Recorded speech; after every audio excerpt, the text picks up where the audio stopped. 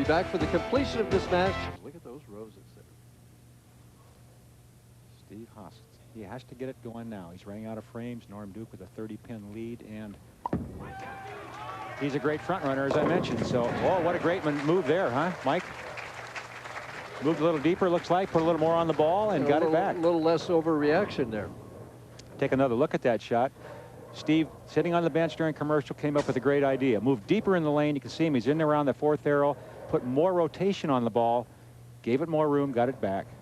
Is he going to do the same on the left lane now? I doubt it. He was hitting the left lane. The right lane was his problem. He should just play him differently. Play the lane the way they'll let you play. But he did move in, Mike. You're right. He moved in deeper. Didn't get it back. And that's the penalty you pay if it doesn't come back at that extreme angle. The 0-2-10. Well, that angle plus the ball coming in so much behind the head pin. The extreme angle. It's late. It's behind the head pin. And here's another look at that shot. Watch what happens here to the head pin. He just gets a little piece of it. Watch the ball go down the lane. It turns over right here, but it's too far down the lane. The head pin comes off the wall, but not with enough momentum to get back. He didn't get any part of the 2-pin. 2 into the 10. Slide it across. Almost. Excellent try. Norm Duke in a commanding position right now.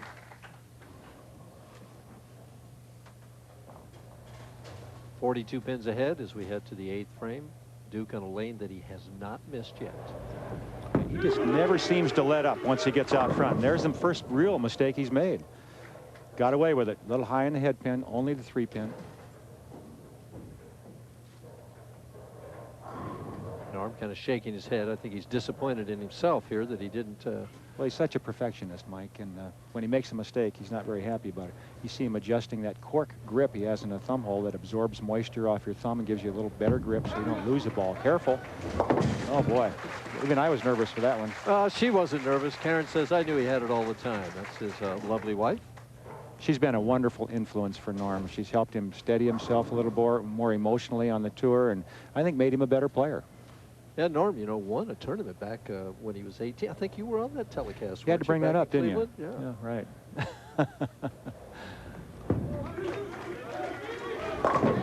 And sets up the 10th frame by striking in the 9th. Well, that basically wraps it up, doesn't it? Well, I believe so. The worst he can do is something in the 220s. The best Steve can do is 215 if he were to strike out. But still, Steve, I'm sure, is going to work real hard because if nothing else, it's a matter of pride. You want to do the best you can. Switch pulling balls. Oh, boy. That one came back from no man's land, didn't it? Wow. Oh, that's trouble when your opponent is striking like this and you don't know what line or what ball or what hand release to use. Of course, he seems like he uses the same hand release almost all the time. Just gets a little more around it to get more back in sometimes. In other words, he rotates his wrist around the side a little more. Remember the tip you did a few weeks ago about rotating around the side of the ball? That's all from observation, never from experience, Earl. I knew that. And right through the nose with a new ball, leaves the 3-6. Steve Hoskins is going to settle for 5th place. Still not a bad week's pay, Mike. What's he going to get? $4 grand for 5th. A disappointing week for Steve, and I'm sure his wife Lisa and their daughter Lindsay, but he knows he can play with these guys. He's been there before. He's won 3 times, so he'll be back. And as we go to Tucson next week, he's the defending champ down there, so he's looking forward to this is getting him ready for that. That's for sure. Golden Pin Lanes and Pete Tountis, the hospitality down in Tucson.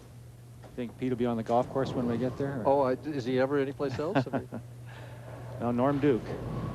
He's really asserting himself early here, and once he gets up ahead of steam and gets momentum going, it's hard to stop him. So Greg Kemp's going to have his hands full, huh? Well, how would you like to be, even though you're an outstanding regional player, though, coming on, you're bowling on television one of the first times ever, and who you got to play?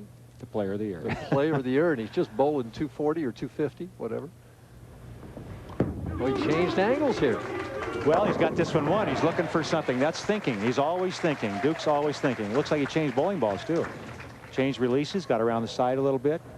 Was he just trying to impress us, or what? I think and see Ernie Schlegel sitting right there. You can just see him by Duke's left elbow. I think he's trying to show Ernie that you can hook the ball and score here, too. He just changed balls again. Ooh, that one hurts. Wow. A little clinic here. Is that how you carry the skinny Brooklyn? Is that it? Maybe he's trying to give Greg Kemp a little inferiority complex here and get him a little nervous going into that next match. Another different angle. That one didn't make it. Well, that one didn't make it. So he's going to wind up with 252 as Duke wins the opening match, 252 to 195. We're going to be back.